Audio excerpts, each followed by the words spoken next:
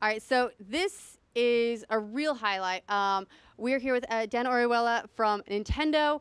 We caught your Nintendo Spotlight earlier today, where we got a first real look at Super Mario Odyssey's gameplay. And now we find out that you all have magic hats. Yes, so yeah, we do have these little hats we're giving away in the booth that look like Cappy, so that's a lot of fun also. That Gus can hold on to Cappy if he wants. Ladies and gentlemen, that's how you do it. I do know I actually also asked for it first, to be fair. It's true. I took it, though. I did, but yeah, and possession, 9/10, all that sort of stuff. I don't know why you gave it back. Now we have Now I have it now back, we so I have don't have to 0 share it with magic anybody. hats. That's great. But you know what? We're lacking magic hats. But you know who isn't is Mario, because we actually have. So this is live gameplay. This is happening right here, right now. Yes. So yeah, right now, my friend Sarah on the side is playing this game for us right now, showing off how Mario looks playing Super Mario Odyssey. This is the Sand Kingdom, which is one of the levels you'll be able to experience for people who are here at E3 itself. And it's one of the new kingdoms people will get a chance to experience.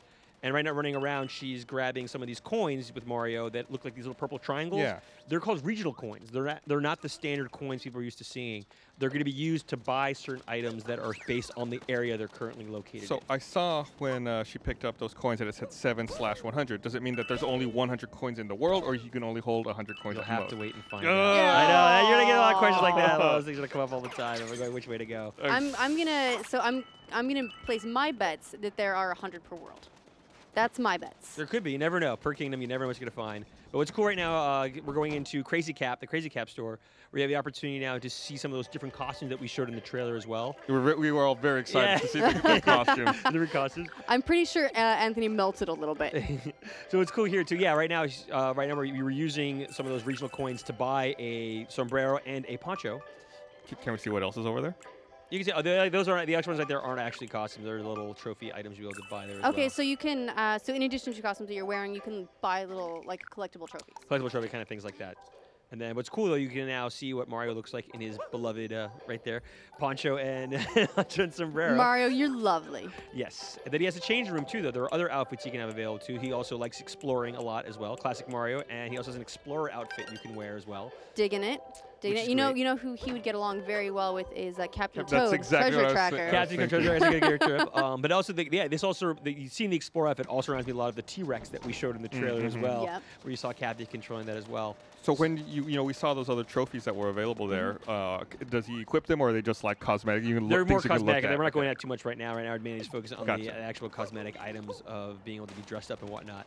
So it's just cool that, and the same thing. It's more like aesthetics right now, but like Cappy is still in the hat form now, just more of an explorer hat and the explorer outfit as well. You notice Mario actually is also shivering a little bit when he stands still. Is it, I guess, Aw, cold? It's a It's little bit cold. It's cold. the Sand Kingdom, and actually that's one of the things when you meet the residents of Tostarena Town, they are saying that for some reason it is cold here, and we don't know why. So Mario needs to try to help them out. Right, because you would assume that it shouldn't be cold here. Correct. This looks like a nice desert. You should be having warm. like oases Yes. or something nice and toasty. Something like that. But right there, too, Mario actually grabbed one of the moons, and the moons are something you'll be finding out for the entire kingdom when you're playing through this. And those moons are important because that's how you power Mario's Odyssey, the ship he's used moves to get around from kingdom to kingdom, which is really important.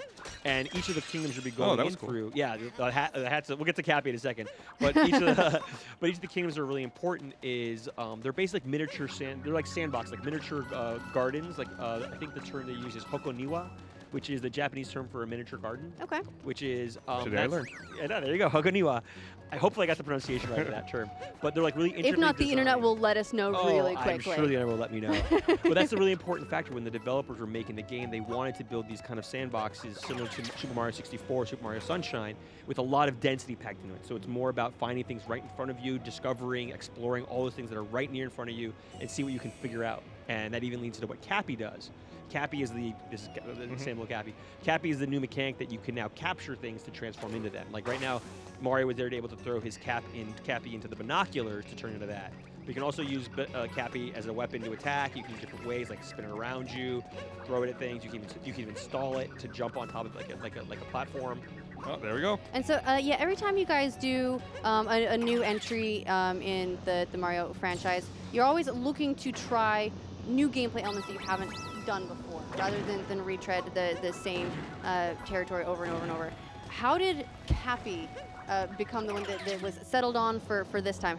Was that developed? From the dev team, from my understanding, is they just were trying to think of a new mechanic, and they liked the idea of using the hat to take over these different items and have something new. And once they stuck to that idea, they really went with it. That's hence you see like the T-Rex, the Goomba, the Koopa, the Bullet Bill, all these different things you'll be able to try to take over. Even the people of New Donk City, which we show in the Metro Kingdom, you can even take over some of the people as well using Cappy.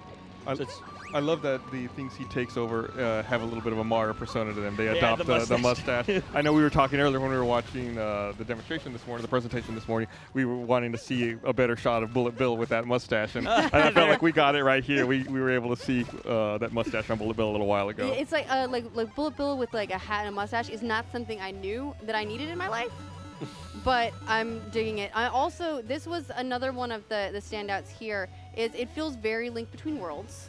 A little bit. This is a bit even more thing about this. Is just a classic 8-bit scenario of right, classic it is. Mario. What's cool though, I heard some gas too, is that you actually do notice that Mario. Mika does that. Yeah, you heard Mika.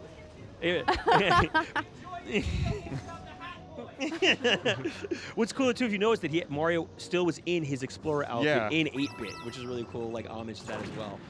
Yeah, and I think even in the presentation this morning, he was wearing a different outfit when he went there, and he had the poncho and the sombrero. Yes, the poncho sombrero keeps on there as well. And that's the whole thing, is just really trying to figure out where you want to go inside the sandbox, like within the area. And even when you're trying to get those moons, similar to Super Mario 64, every time you got a star, the level would end. But what's cool now here, you've seen that Sarah's already gotten a couple moons. You keep going. It doesn't reset itself, so you actually get to keep pushing yourself through that exploration, and you can leave until you want to. Now, so we saw in the presentation earlier today, we saw you use some of the local currency to buy the sombrero and the poncho, and went into a sombrero party. Oh yeah, the dance. Yeah, there are secrets in walking around Toaster Arena Town, you'll have that opportunity to find all new things. You never know what you're going to discover until you do that. Okay, and so do the different outfits that you're wearing, they're more than just necessarily cosmetic. There are some times where you might need one in order to like progress into a certain area or things like that. You'll have to wait and find out. What we saw tells me the answer is pretty yes. At least one time, At least once. So I love the transitions, going back to this that 2D traditional 8-bit perspective. I love the way that the character and the art for Mario transitions from, what we can see here on the Switch to that old 8-bit style. And then when he jumps out of the top, he like re-inflates and goes back from 2D to this 3D. Into 3D mode constantly, yes. Yeah, I think it's a really cool little graphic. So it's really cool like that too. And then this is another platforming area. This is one of my favorite parts of this particular kingdom. When you start using the hat right now, Cappy, to make these explosions happen to destroy the other bricks. Because it gets more complicated as you go. And hopefully Sarah, she's been doing really well so far, so she's been practicing a lot. No pressure, Sarah. Nice. And I guess, I see she's jumping over that ring of fire. Yes, that ring of fire would not be good for Mario in this case. And so far she's playing really well. And we're heading to this other area. And you notice too that she's the best way of people, you can play this in multiple game styles, like with the Pro Controller, with the Joy-Con in the Joy-Con grip. But the ideal way to play it, in our opinion, is using the Joy-Con just with the Joy-Con straps on, because it's more about throwing Cappy. And even when you throw it, how you control your hands. Like if you put both hands in the direction of the left, you'll actually get Cappy's hat to spin around you in a circle, which we'll have Sarah show that when she gets out of this platform right here. Woo! So she actually make the hat spin around her in a circle. Oh, nice. Okay, and then so that's using the motion control. Right, but you can also use it with the button press as well. So all those buttons will be available as well, but it's just more natural feel when playing that way. Yes. Wow, that's amazing. The Moai. We saw this on the poster earlier. Anthony pointed it out. So the Moai are a cool little character. You kind of walk around here and try to explore the area. They have a nice, funny walk to them as well. Even the cool little earrings dangling as well. What's cool though, they have those sunglasses on, but when you drop the sunglasses. Oh, we got to see something in there. I see. I saw a little bit though. Yeah, you see. Oh, yeah. You see like the part of the world. You see like a little different take on the world.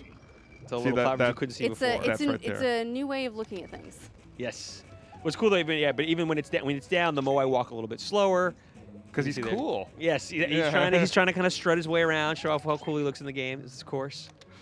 So yeah, this feels when you have them up, but I'm not in this video, but I'd just like to draw attention to Statue Mario's little shuffle butt. Thank you. That works well too. Thank you, Of Anthony. course. No, thank you. That was important to make sure we get that out for the viewers know that's an important factor. And so then you have right now these additional like smaller like 2D moon collectibles. Right, so these are actually moon shards, and by collecting all of them, which now Mario has just collected all 5 of the moon shards, has now revealed one of the power moons, which again, those power moons are important because that's what powers the Odyssey, the Odyssey to go from kingdom to kingdom. So I have a question for you about New Donk City. Yes. We were discussing this earlier. We were wondering if New Donk City functions more as a hub the way the castle did for 64, or if it is a different world entirely. If it is a kingdom in the vein of this it's part of New Donk City is part of the Metro Kingdom. So that's all we can really talk about so far. So, okay. They're not really haven't gone into is there a home world? How does it all break down apart yet? So that's still not being set up yet. But yeah, no, that's kind of what people are trying to discover so far. We'll wait in the future to hear what we find out more about that. Right. This is some crazy architecture with the inverted pyramids. Yes, that is the inverted pyramid way up there as well. And there's the binoculars again. We can explore a little bit more with the binoculars. Nice. Do the binoculars have a mustache? I don't know, actually, 100% sure. I mean, if they don't have a mustache, are they truly possessed? Yeah. Or, yes, captured by Cappy, we'll see. And now we're talking to the people of Toasterina Town and telling them what's going on. And that is part of the story, too, if you saw from the trailer as well, that you did see Mario, you saw Bowser in full wedding outfit with Peach. Yes. Trying to get married, yes. So we're curious how that's going to play out as well. You know, he's in love. He's in love. You can't fault that. Yes. And here's an interesting question. You're seeing people, Mm-hmm. but Mario's also people, but he looks very different from those people. That's different. Yeah, that's kind of the interesting take people are kind of noticing is when you go into New Donk City, there are what seem to be normal people, similar to what Pauline, because Pauline is the one you see in New Donk City as well. So we're not really going too much into what that's going to be about yet, but it does have that feel, that metro feel, and there's a lot even to discover inside of New Donk City as well. It's really fun to play around as well. Okay, awesome. Yeah, I don't want to shape shame. I'm just very curious, like what all the little details are here. Yeah, and I love the look of the humans in New Donk City. Like everyone looks like they've got important business that they're very eager to get to. Like everyone's very serious, and then there's Mario running alongside. Yeah, a completely different outfit. And the cool part when you're in New Donk City too, you can like take over a scooter, you can do jump roping, there's all these different elements as well. And the music is something I'm really enjoying too. We can't really hear it really well now, but a lot of music changes as you go from area to area. When you go into the 8-bit mode, New Donk City has its own look and feel to it as well. Even to the point, the theme song, if you notice when we showed the trailer, that's one of the first times ever that you've had words in a Mario theme song. Oh, wow. That was a great song, by the way. And my mind's just blown a little bit. I guess the pyramids have to be inverted. This makes a lot of sense. Oh, boy. Yes.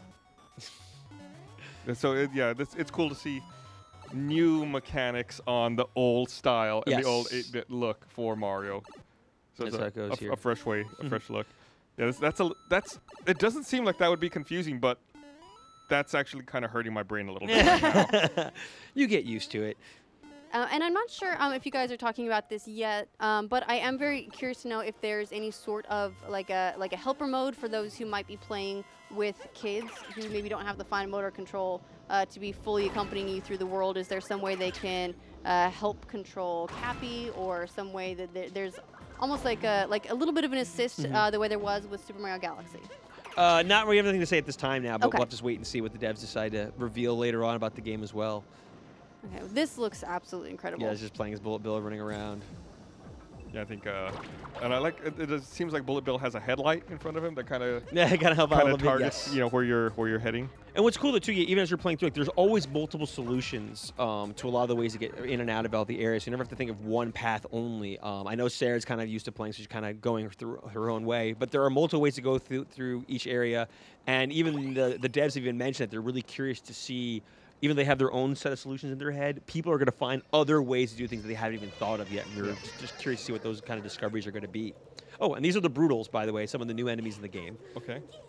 Right now, Sarah's going to have a chance to play against Harriet. Yeah, we were very curious about these because they're new, and we're so used to seeing like Koopa. The Koopalings, yeah.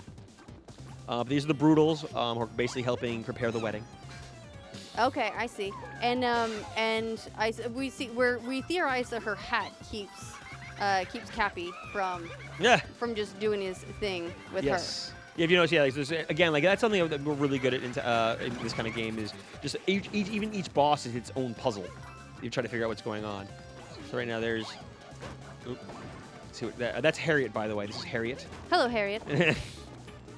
She's kind of perky. So it seems like it's you definitely have to reflect the bomb at just the right angle. Oh Otherwise it no! goes off I in the just wrong. got the hair pun. Oh, I did now too. Falling a little behind. Yes. Well, that's Harriet's name. Harriet's all Uh-oh, giddily running get her. away, and Sylvie's staring on She's top not of him. making So it is easy. it H-A-I-R-R-E? I can't remember the exact spelling, but I should check. Yeah, I you know, I kind of lost the thread after I spelled hair. Yeah, H-A-R. I'm not really sure what the spelling is. Harriet or H-A-I-R-R-E-T. I don't know what his exact spelling is going to be, but we'll see. I like the when she retreats there. She almost looks like a UFO with that. With She that hat. hides inside her helmet. Yeah, and now when you're progressing through these different kingdoms, are you able to, if you you know are skilled enough, really get get everywhere and do everything all at once, or do you find you'll need to come back to places later and re-explore? That's going to be to each different player. I mean, that's kind of one of the things I like about the game a lot, too, is that you have the idea there's going to be people who are speedrunners who are going to want to beat the game as quickly as possible, getting Oh, the bare Harriet. minimum. Aw. Oh, you've fallen. Yeah, speedrunning is one of the first things I thought about when you said the developers are curious to see how other people find their solutions going through each level. Difference between I'm more of a completionist, though, so I'm the kind of person who want to get every single moon. And sometimes these areas have like 30, 40, 50 different moons you're going to be able to find. So they're really densely packed. And we only showed a few moons that we got. And what's cool, too, if you notice, there's actually even a date stamp. I did notice The that, date yeah. stamp. So and some people were mentioning, because it's going to be interesting because the game comes out on October 27th, how many people are going to have October 27th as they're like, how many moons they can get on that one day. Oh, that'll be How fun. that plays out. That'll be fun. Yeah, I'm really curious to see what happens when the community gets a hold of it as well, because people have such a good time playing the Mario games. I mean, even the older ones like 64, the speedrunning community is still going nuts for. So that'll be a lot of fun to see. But this looks really amazing. Thank you for showing it to Yeah, us, and thanks I'm for having me here. absolutely taking one of your hats. Yeah, thanks for bringing it. It's amazing that we're able to get a chance to watch a live gameplay Since demo. you asked Thanks so nicely, much. Ashley, you can have Did that it. one. Yeah. Are you great? Are you Cappy now? Yes. You need a mustache. You need the mustache, though. You need the mustache, too. And there you go. All right, now we're gonna Professional. We're gonna check in with the Gatsby twins.